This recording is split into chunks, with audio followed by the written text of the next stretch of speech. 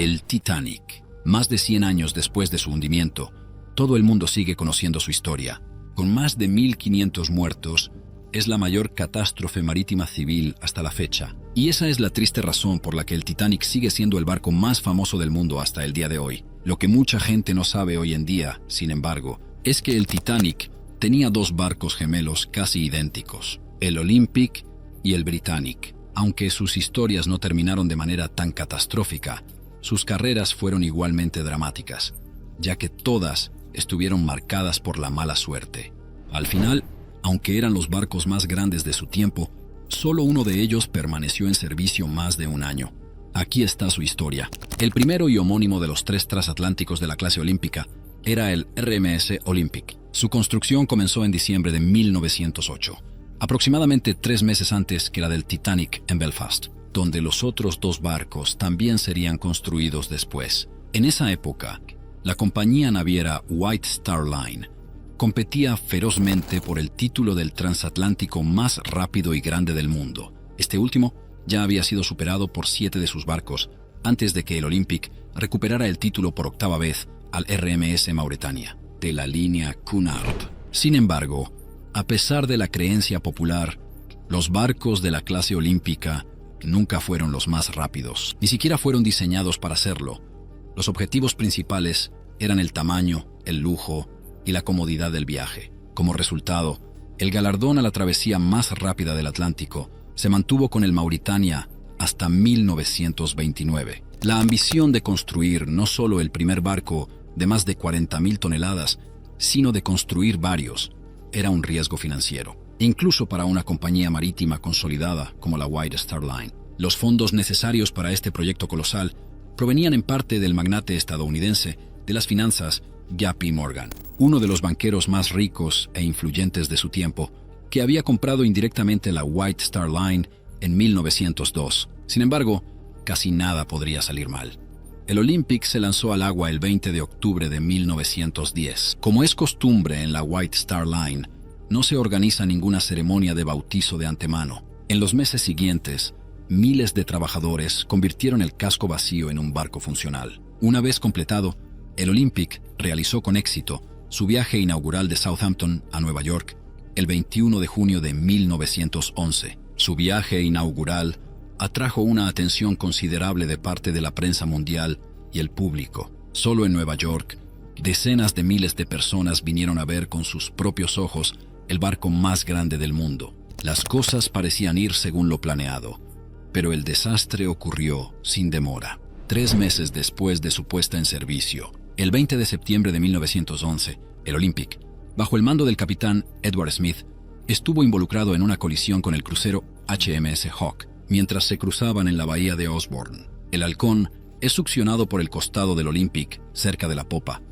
Este fenómeno probablemente se deba a la succión generada por el Olympic, más grande después de que comenzó a virar. La proa del Hawke, que había sido diseñada para hundir barcos al embestirlos, abrió un enorme agujero en el Olympic e inundó 2 de sus compartimientos estancos. A pesar de esto, no se hunde, lo que refuerza la reputación de insumergibilidad de los transatlánticos de la clase olímpica. Sin embargo, después de su regreso a Belfast, el Olympic tuvo que someterse a costosas reparaciones por más de 3 meses. Durante las reparaciones, el Titanic estaba todavía en construcción final, lo que retrasó su finalización varias semanas. Nunca se probó la responsabilidad de nadie. Pero como la Royal Navy, que acusaba al Olympic de ser responsable del incidente, obtuvo un veredicto a su favor, la White Star Line tuvo que cubrir los costos de reparación del barco por sí misma. Esto le costó a la compañía más de $25,000, el equivalente a las ganancias esperadas para los 2 primeros años de servicio. Una investigación interna, sin embargo, no encontró nada malo en las acciones del capitán Smith, por lo que fue descartado. Como muestra de confianza, es asignado nuevamente para comandar el nuevo barco, el Titanic, en su viaje inaugural. Según rumores, iba a ser su último viaje antes de retirarse, y de alguna manera eso sucedió. Murió durante el naufragio del barco el 15 de abril de 1912, al mismo tiempo que las alrededor de 1.500 otras víctimas, es decir, el 70% de los pasajeros a bordo, con un costo de 1.5 millones de libras esterlinas, lo que es aproximadamente $150 millones en la moneda de hoy. El hundimiento del Titanic fue el segundo desastre financiero para la White Star en apenas 6 meses. Durante la colisión, el Olympic estaba aproximadamente a 930 kilómetros al suroeste, en el camino de regreso a Inglaterra. Tras recibir las señales de socorro, se pusieron en camino de inmediato para ayudar. Pero cuando todos los sobrevivientes fueron rescatados, todavía estaban a 190 kilómetros. La oferta de acoger a los supervivientes fue rechazada, ya que el capitán Rostron, que estaba en el lugar, temían sembrar el pánico entre los sobrevivientes al ver un reflejo del Titanic diciéndoles que subieran a bordo. Después de la catástrofe del Titanic, el Olympic se sometió a varias mejoras en seguridad, tales como la instalación de un doble casco, un mamparo reforzado y 44 canales de rescate adicionales. Se hicieron cambios similares en el RMS Britannic, el tercer barco de la clase olímpica, que todavía se estaba construyendo en Belfast. A pesar de estas mejoras, la pérdida de reputación de la compañía se reflejó en un número de pasajeros menor al esperado en los años siguientes. Además, en 1914, con el inicio de la Primera Guerra Mundial, los ataques de submarinos se convirtieron en un verdadero peligro y las reservas cayeron al mínimo. Al final del año, la White Star Line no tuvo otra opción que retirar al Olympic del servicio comercial. En mayo de 1915, debido a una escasez de barcos, el Olympic fue requisado por la Royal Navy para el transporte de tropas. Para ello, el barco está equipado con cañones de 12 libras y 4.7 pulgadas, transportando hasta 6.000 hombres respectivamente. El Olympic realizó luego varios viajes transportando tropas a Grecia, Turquía y otros países del Mediterráneo Oriental. El Olympic rescató especialmente a 34 sobrevivientes del barco francés Provincia, hundido por un submarino alemán el 1 de octubre de 1915. La velocidad del Olympic era su mejor defensa contra los ataques de los submarinos. El capitán Hayes fue fuertemente criticado por la Armada por detener y arriesgar el barco por solo 34 almas. Los franceses, sin embargo, le otorgaron más tarde la Medalla de Honor. Tras el final de la campaña de Gallipoli, en 1916, el Olympic fue fletado por Canadá para transportar tropas desde Halifax, Nueva Escocia, hasta Gran Bretaña. Por ello, se le aplicó un camuflaje deslumbrante para que el enemigo tuviera dificultades para evaluar su tamaño y velocidad. Esos numerosos viajes sin incidentes al año siguiente lo convirtieron en un símbolo querido en Halifax. Hasta el día de hoy, lugares como los Jardines Olímpicos o el Centro Comunitario Olympic Hall llevan su nombre en honor.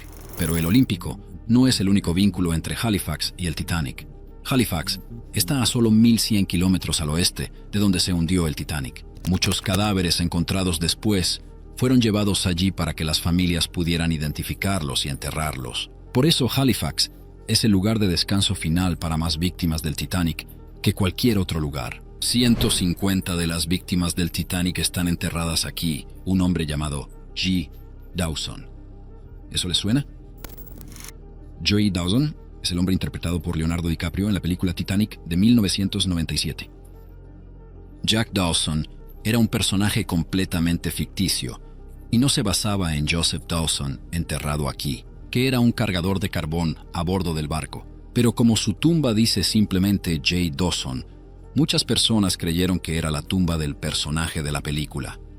Este malentendido hizo que su tumba sea la más visitada de todas las víctimas del Titanic. Después del estreno de la película, innumerables padres llevaron allí a sus hijas en duelo, quienes a menudo dejaban flores y palabras de amor. Después de que Estados Unidos entrara en guerra en 1997, el Olympic también transportó a muchas tropas estadounidenses a Europa. En uno de estos transportes, en mayo de 1918, el capitán Hayes identificó un submarino alemán en superficie que estaba a punto de torpedearlos, pero parece tener dificultades técnicas. Ordena rápidamente sumergir el submarino, los que logran hundirlo antes de que puedan disparar, una acción por la que más tarde recibió el DSO, una condecoración militar del Reino Unido. A lo largo de la guerra, se estima que el Olympic transportó hasta 200.000 soldados y otro personal. Esto le dio nueva fama y le valió el apodo de Old Reliable. Después del fin de la guerra, en 1918, regresó a Belfast para ser restaurado y modernizado antes de volver al servicio civil. Su hermana menor, la RMS Británica, sin embargo, no sobrevivió a la guerra. Antes de su finalización definitiva, La guerra ya había estallado y fue requisado por la Royal Navy para convertirlo en un barco hospital. Para ello, se pintó de blanco con grandes cruces rojas. Después de 5 viajes exitosos en el Mediterráneo y al Reino Unido para transportar enfermos y heridos, el Britannic chocó contra una mina el 21 de noviembre de 1916 en el canal de Kea, en Grecia. Aunque están equipados con los mismos dispositivos de seguridad mejorados que los instalados en el Olímpico, el británico comienza a hundirse aún más rápido que el Titanic. En menos de 1 hora, desaparece por completo, compartiendo el destino de su predecesor y convirtiéndose así en el mayor barco perdido durante la Primera Guerra Mundial.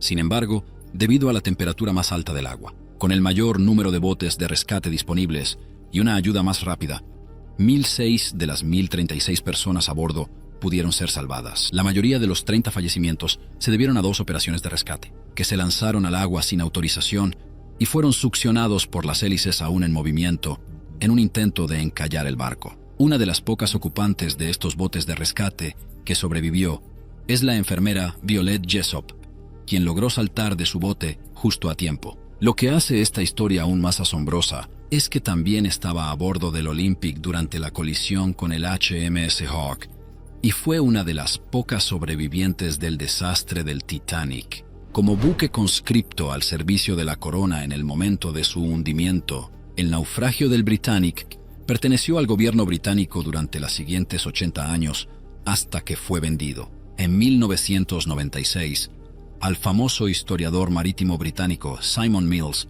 por 15.000 libras esterlinas. El Olympic, por otro lado, se convirtió en un barco popular y de moda después de la guerra, llevando miles de pasajeros al año en la ruta transatlántica, incluyendo a personas ricas y famosas como Charlie Chaplin y el príncipe Eduardo. Sin embargo, esto no cambia el hecho de que la clase olímpica fue un desastre financiero para la White Star Line, de la cual nunca se recuperó. La compañía naviera y sus barcos fueron vendidos varias veces después, y durante la Gran Depresión, la White Star Line finalmente accedió a fusionarse con la Cunard Line, su principal competidor, para que ambas compañías pudieran recibir las subvenciones que tanto necesitaban del gobierno británico. Tras esta fusión y con un nuevo buque insignia, el RMS Queen Mary se lanza. La flota de viejos transatlánticos fue retirada del servicio gradualmente. El 15 de mayo de 1934, un año antes de su retirada del servicio transatlántico, el Olimpo falleció. En ruta en una niebla densa, embiste el barco Faro de Nantucket, uno de los barcos que señalan la entrada al puerto de Nueva York, el cual rompe y hunde. La colisión costó la vida a 7 de los 11 miembros de la tripulación del Faro. Un año después, el 5 de abril de 1935, el Olympic dejó Nueva York para regresar a Gran Bretaña por última vez. Su desguace final tuvo lugar en 1937, 26 años después de su viaje inaugural, junto al Mauretania, su mayor rival al inicio de su carrera. En todos sus viajes comerciales, el Olímpico transportó unos 430.000 pasajeros en 257 viajes de ida y vuelta a través del Atlántico, recorriendo un total de más de 2,8 millones de kilómetros. Gracias por haberse quedado hasta aquí. No duden en hacer clic en uno de los videos en pantalla para más contenido similar.